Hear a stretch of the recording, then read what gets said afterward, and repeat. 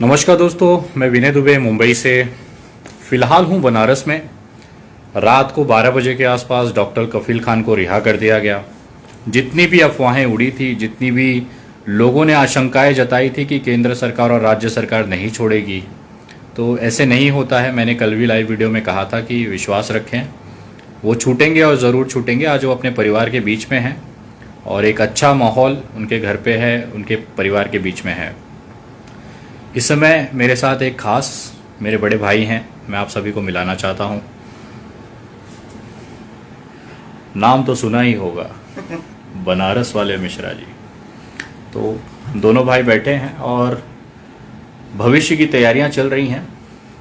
खास तौर पे एक छोटा सा संदेश था आप सभी के लिए कि डॉक्टर कफील के केस में जो भी हम कर पाए हैं या फिर जो भी हमारी तरफ से एक योगदान रहा है, उसमें कहीं ना कहीं सबसे बड़ी हिस्सेदारी आप लोगों की है। अगर आप लोगों ने साथ नहीं दिया होता, आशीर्वाद नहीं दी होती, दुआएं नहीं दी होती, तो शायद आज ये मुकाम जो डॉक्टर कफील खान के पास है वो शायद नहीं हो पाता या फिर बहुत देरी से होता। तो कहीं ना कहीं आज इस जीत के असली हकदार आप सभी हैं और हमारी दुआएं हैं कि आपका जो साथ है, आपका जो प्यार है, इसी तरह हमसे हमारे पास रहे, हमारे साथ रहे। आने वाले कुछ दिनों में आप लगातार वीडियोस देखेंगे कि लोग विनय दुबे को एक्सपोज कर रहे हैं। विनय दुबे को मतलब एक तरह से मतलब आरोप प्रत्यारोप चालू हो जाएगा, क्योंकि कहीं ना कहीं उनका पिछवाड़ा जल रहा है कि जो चीज़ वो जिंदगी में नहीं कर पाए, विनय दुबे ने केवल 1 महीने में करके दिखाया है।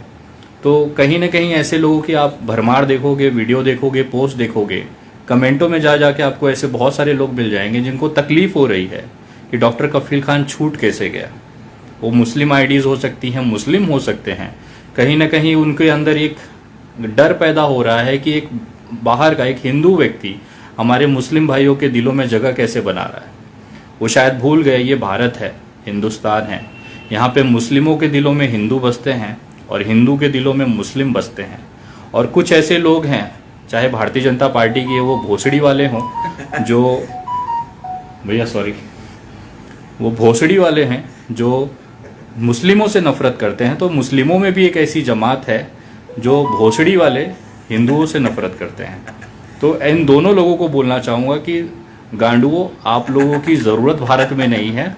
भारत में हिंदू मुस्लिम एकता, आपसी भाईचारा और सेक्युलर जो एक ताना बाना है वो यहाँ की आत्मा है। वो तुम्हारा बाप भी नहीं उखाड़ सकता। हम लोग बैठे हैं। जिनको भी लगता है कि एक हिंदू व्यक्ति मुस्लिम की आवाज़ नहीं उठा सकता, तो मैं बताना चाहूँगा, भगत सिंह जो थे जब फांसी पे चढ़े थे तो उनकी जो पैरवी की थी जिस वकील ने, वो मुस्लिम था। और डॉक्टर कफील खान के लिए विनय दुबे और हरीश मिश्रा बनारस वाले खड़े थे। तो ये देश की खूबसूरती है, आप इसे तोड़ नहीं सकते। और जिनको भी बुरा लगता है ना, वो मेरे बाल के बराबर वहाँ के। आपको जितनी ताकत लगानी है लगा लीजिए, हमारा जो उखाड़ सकते हैं आप उखाड़ लीजिए। मैं बैठा हूँ और इसी तरह से एक एक केस लेते जाऊँगा और अपना आप लोगों के योगदान से, मेरी असली ताकत आप हैं। जो लोग मुझे समझते हैं, मेरी बातों को समर्थन करते हैं, क्योंकि मैं भोंकता नहीं हूँ या बनारस वाले मिश्रा जी सिर्फ बोलते नहीं हैं। हम जो कहते हैं, जो करते हैं, वो दिखाते हैं, उसको प्रूफ करते हैं, रिजल्ट देते हैं। सिर्फ मामला उठा के ट्विटर पे लिख देने से नहीं कोई शांत हो जाता है। उसके लिए आपको मेहनत करनी पड़ती है, वो मुकाम हासिल करना होता है कि लोग रिजल्ट देख पाएँ। तो आज कहीं ना कहीं हम लोग ने अपने आप को साबित किया है, चाहे डॉक्टर कफील खान का केस हो, चाहे मजदूरों का आंदोलन हो, चाहे कोई भी मसला हो, जो हमने हाथ में उठाया उसे अंत तक पहुंचाया है, सिर्फ भौकाल नहीं बनाया है। का गुरु जी जी जी जी नमस्कार, आप सभी लोगों का हार्दिक स्वागत, अभिनंदन है। और बनारस में हमारे नौजवान साथी विनय दुबे जी हैं। और विनय दुबे जी की एक खासियत आपने देखा है कि जिस भी किसी काम को लेते हैं बड़ी गंभीरता से, बड़े हृदय से उसको पूरा करते हैं। देखिए दोस्तों, मामला ये है कि इस देश के अंदर अब रोजगार नहीं रह गया है। इस देश के अंदर अब जो है जीने का संसाधन नहीं रह गया है, क्योंकि अब मोदी जी मोर को दाना खिलाने लगे हैं। जिस देश का गरीब गुरबा, बुनकर और किसान और मजदूर और नौजवान रोजगार के अभाव में भूखा खड़ा हो, उस देश का प्रधानमंत्री जो है मोर को दाना खिला रहा है। इसका सीधा सीधा मतलब यह है कि अब विनय दुबे जैसे नौजवान, बनारस वाले मिश्रा जी जैसे लोग, अब इनको सड़कों पे आना चाहिए। देखिए, हमारी मजबूरी हमारी शौक नहीं है पॉलिटिक्स में आना या कोई सोशल एक्टिविटिस्ट बनना। हमें मजबूर किया गया। इस उम्र में जहां हमको रोजगार मिलना चाहिए था, हम अपने बच्चों की भावनाओं को पूरा करना चाहिए था, अपने पत्नी के भावनाओं को पूरा करना चाहिए था, अपने परिवार की ज़रूरतों को पूरा करना चाहिए था। लेकिन आप देखिए, स्पष्ट रूप से बताना चाहते हैं कि अभाव, हम लोग जो चीज़ झेलते हैं उसको महसूस करते हैं, और उस अभाव को महसूस करने के बाद हम सड़कों पर आते हैं या फिर विनय जैसे नौजवान साथी से मिलते हैं तो उनकी आंखों में जो ज़रूरतें देखते हैं, उसी अनुभव को हम आपके भी ऊपर लागू करके देखते हैं। हम मोदी जी नहीं हैं, हम भारतीय जनता पार्टी के लोग नहीं हैं, हम आरएसएस के वो गद्दार लोग नहीं हैं कि सिर्फ अडानी और अंबानी और पूंजीवादियों के घरों की चपरासी बने और गरीब गुरबा हमारा जो है यहाँ पर आत्महत्या और फांसियों पर झूले। तो ये एक लंबी लड़ाई है। और डॉक्टर कफील साहब, आप कहीं भी हों, आपको एक बार फिर से पुनः बहुत बहुत ही स्वागत है। और पूरे देश के नौजवान साथियों को एक मैसेज मैं देना चाहता हूं, खासकर मुस्लिम साथियों को, कि डरने की कोई ज़रूरत नहीं है। तमाम लोगों ने बलिदान इस देश के सरजमी और एकता और अखंडता के लिए दिया है। हम लोग भी अब जो है एक बेबाक से एक दीवानगी सी हो गई है अब बाबा भीमराव अंबेडकर के कानून को लेकर के, एक संविधान के आस्था को लेकर के, इस देश की जो तिरंगा है हमारी, उसकी मर्यादा और आन बान शान बनाने के लिए। तो देखिए, हम अपने घरों से, विनय दुबे जी काफ़ी ज़्यादा मेहनत की हैं, इस बात को मानिएगा। और अभी विनय दुबे जी कह रहे थे कि कुछ लोग बोलेंगे, तो जनाब और भाई साहब लोग, एक बात को हम आपको बता दें कि आरोप उसी के ऊपर लगता है जो कुछ काम करता है। जो कोई कमोए नहीं कर रहा है तो उसका नाम कहाँ से आएगा। विनय दुबे जी को पूरा देश, पूरा दुनिया ये देखा कि वो अगला आदमी महाराष्ट्र से अपना घर छोड़ करके इलाहाबाद आता था। ठीक है, कुछ नहीं करता था, इलाहाबाद आता था, अपने आईडी से डॉक्टर कफील खान की रिहाई के लिए बात करता था। बनारस हमारे जैसे नौजवानों से ये मिले और उसी कैंपेन को लेकर के मिले। इससे पहले हमारी उनकी कोई मुलाकात नहीं थी। फिर हम लोग दिल्ली गए, तमाम एक्टिविटिस्टों से बात किए। हम लोगों ने बनारस के अंदर विनय दुबे जी के जो है संघर्ष को देख करके मन में आया, तो हमने भी सिग्नेचर कैंपेन चलाया है, उसका भी पूरा रिकॉर्ड है। तो जमीनी स्तर से लेकर के एक दहशत का जो माहौल था हिंदू मुसलमान को लेकर के, उसको तोड़ने का जो प्रयास विनय दुबे का है, हमारा है, उसमें आपका सहयोग निरंतर जैसे आज तक आपने दिया है, आप देते रहेंगे और हमारी भी ऊर्जा बढ़ती रहेगी। इस देश की अखंडता के लिए ये लड़ाई है। अब तमाम हमारे पूर्वज और बुजुर्गों ने अपने घरों की आहुति दे करके, अपनी जिंदगियों की आहुति दे करके हमको ये विरासत दिया है कि झुकना नहीं है, लड़ना है, दबना नहीं है, ललकारना है। तो हम खाटी गुरु बनारसी आदमी हैं और हम लोग देखिए, जब झकिया जाते हैं, दिमाग सिमाग सरक जाता है, तो फिर हम गद्दारों के खिलाफ जंग का ऐलान करते हैं। विद्रोह हम करना जानते हैं। पहले हमारे पहले पंक्ति के हमारे साथी विनय दुबे जी हैं, तो वो अपना जो है अपना शुरू करते हैं। हम देखिए थोड़े से बनारसी आदमी हैं, संस्कारिक आदमी हैं। हमको अपराध बोध होता है कि हमने, हमारा शहर जो है इस देश के साथ गद्दारी कर गया, यानी नरेंद्र मोदी जैसे जो है पुछरंगवा सियार को जो है लाया और यहाँ से सांसद बना दिया और प्रधानमंत्री बन गए जो है। तो बाबा विश्वनाथ की नगरी है। और हमें एक बात का सिर्फ गुस्सा है भारतीय जनता पार्टी से कि हमारे आस्था का जो नीलामीकरण वो करते हैं, जो बाजारीकरण वो करते हैं।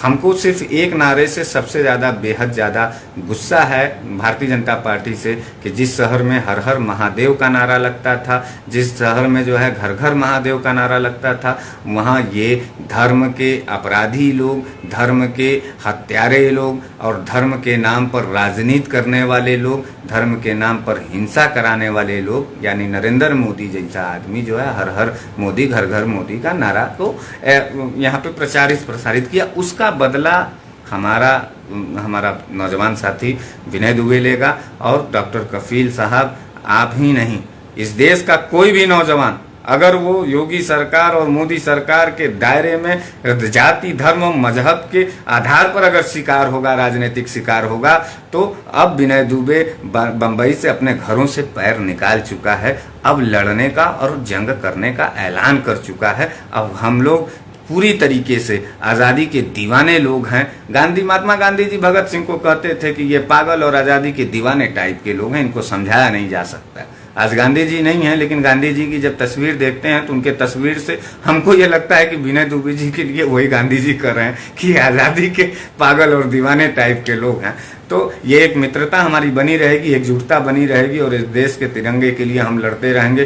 कोई भी मुसलमान या कोई भी सिख या कोई भी ईसाई या जैन बौद्ध किसी भी धर्म का व्यक्ति हो, उसे डरने की जरूरत नहीं है। बाबा भीमराव अंबेडकर साहब के कानून की प्रतियां हमने पढ़ी हैं, उनके ताकत को हमने समझा है, जिसका नतीजा था कि अथक प्रयास के बाद पूरा देश जब शांत था मेरे नौजवान साथियों, तब विनय दुबे अकेला मुंबई से बाहर निकला और ऐलान किया। और उस ऐलान का जो आगाज था वो आसमान के बुलंदियों तक था। रोंगटे खड़े हो गए भारतीय जनता पार्टी के लोगों के और कान से खून निकलने लगा जो है उनकी आवाज़, विनय दुबे की आवाज़। जब हम लोगों की आवाज़ जो है भारतीय जनता पार्टी के सरकार के कानों तक पहुंचती, उनके पर्दे फटे। उनको ये लगा कि नौजवान अब जो है कि भारतीय एकता के लिए आगे बढ़ रहा है। और खासकर ब्राह्मण कम्युनिटी, आपको मालूम होना चाहिए कि उत्तर प्रदेश के अंदर मुस्लिम कम्युनिटी और ब्राह्मण कम्युनिटी जब जब एकजुट हुआ है, शासन और सत्ता जो है बदला है। अंतिम दौर में, अंतिम बात में अपना एक बात मैं विनय दुबे जी की तरफ से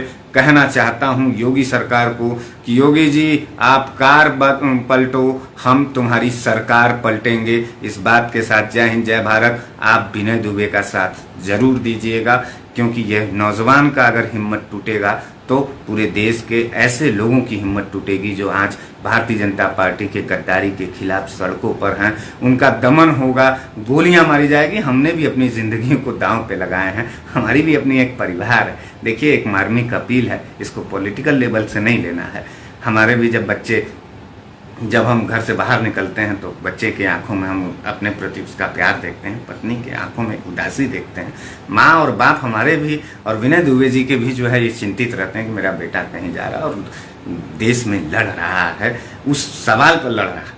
लेकिन बच्चों में हमारे एक गर्व है, हमारी पत्नी के मिजाज में एक गर्व है, हमारे माँ बाप के मिजाज में एक गर्व है कि मेरा बेटा कोई डरपोक किस्म का नहीं है। इस क्रांतिकारी भारत का वह माटी का औलाद है जो इस भारत के तस्वीर को, भारत के एकता और अखंडता के लिए आगे है। डॉक्टर कफील साहब, आप हम लोगों से मिले या ना मिले, लेकिन मेरी शुभकामना आपके साथ है।